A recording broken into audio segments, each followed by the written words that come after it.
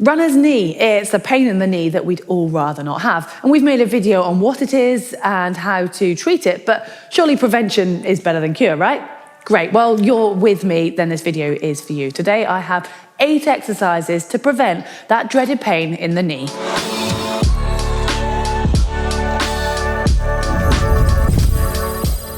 Knee pain is a very general term. Runner's knee, however, refers to pain at the front of the knee, usually the patella or otherwise known as the kneecap. And it can arise from a sudden increase in your training, general overtraining, wearing different shoes or ones that are worn out, running on a camber. But generally it comes from some sort of malalignment as the patella actually moves over the rest of your knee joint.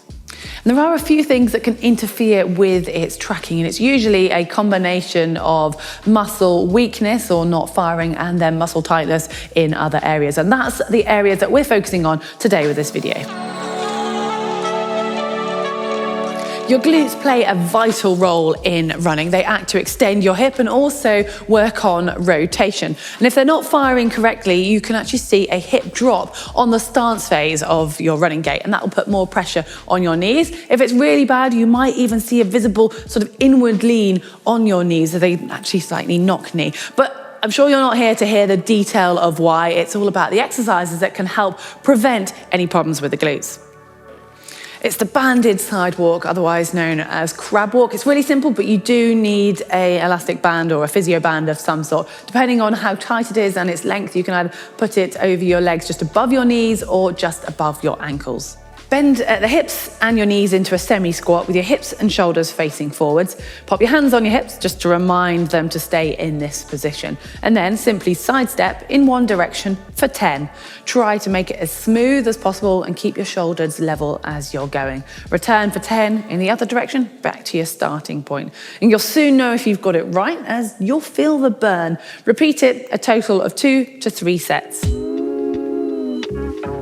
This is the good old Jane Fonda exercise, famous for those 80s exercise videos, but still an exercise not to be sniffed at. It's going to be working your hip in external rotation, so a slightly different part of your glutes, but it's still going to be adding to the burn from earlier.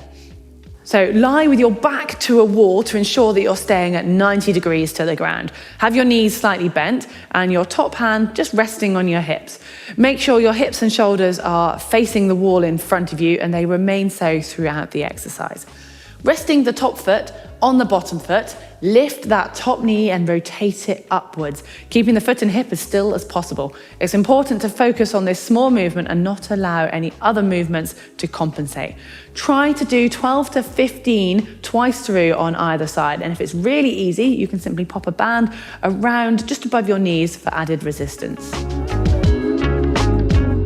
I mentioned earlier that poor firing glutes can actually lead to your hips dropping during the stance phase of your gait. And if you've ever seen a picture of yourself running, especially when you're tired, if you notice one of those pictures that looks really unflattering when you're standing on one leg or you're on that stance phase of the running gait, but your knee is slightly bent still, that's all fine. But then if you look at your hips and it looks like you're collapsing into the other side as though you're about to sit in a chair, that's not too great. And if you watch the pros, you're unlikely to be able to see them in that same position.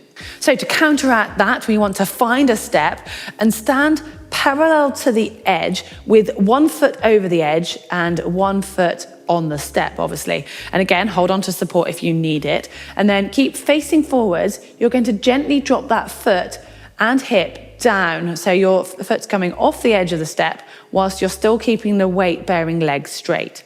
Go as far as you can control, so your hip is dropping down, and then return to level with the standing legs. You're basically dropping your hip down, bringing it back up. Repeat 12 of these on each leg twice through. Sticking with the single leg theme, it's the good old hip bridge. Lie on your back with your knees bent. Pop your hands on the ground beside you to start with for more control. Hover one foot just off the ground and then squeeze your glute as you lift your hips towards the ceiling, making sure they remain level throughout. Lower all the way back down and repeat for 8 on each side, 2 to 3 times through. To make it harder, take your arms off the ground, and if you're really ambitious, then you can prop one foot onto a stool or a chair. Keep squeezing your glutes though, as your hamstrings might try to do all of the work instead.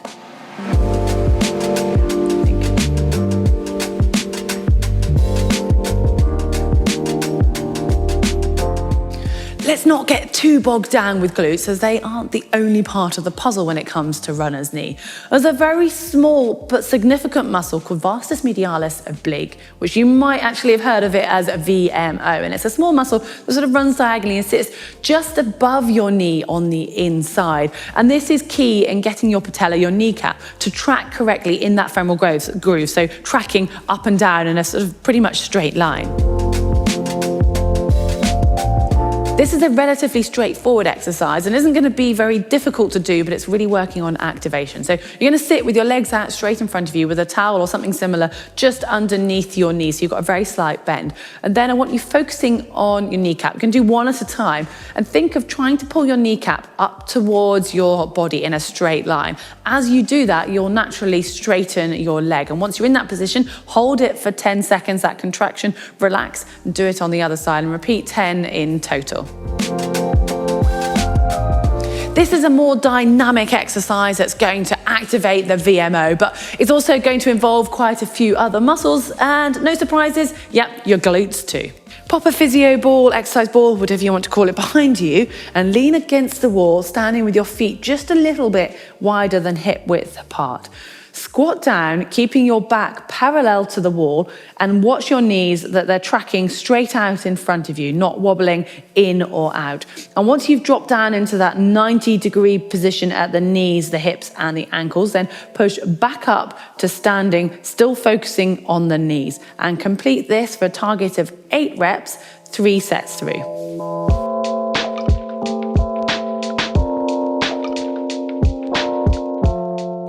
When certain areas are over tight, it can cause your muscles to become lazy or even switch off, which in result can end up as incorrect or inefficient movement at your joints. And your quads and hip flexors can have this effect on your patella and on your knee pain.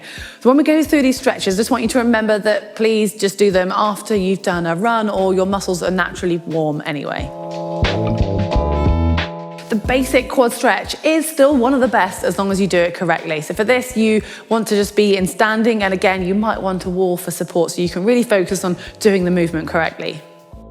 Make sure your hips remain level and your pelvis does not tip forwards. This bit is key. So try to picture tucking your tummy in and bringing your pelvic bone towards your belly button, so you're rotating it backwards.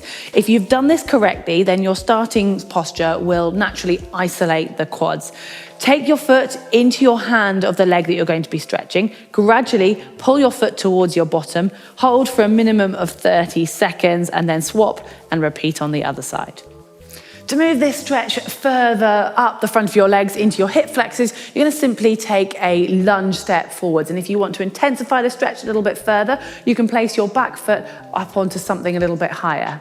And once you're in that split standing position, gently lower the back knee towards the ground, keeping your hips and shoulders facing forwards. If you can do it in front of a mirror, that's brilliant. And you should feel this at the front of your thigh, but much higher up this time. Again, hold for at least 30 seconds on either side.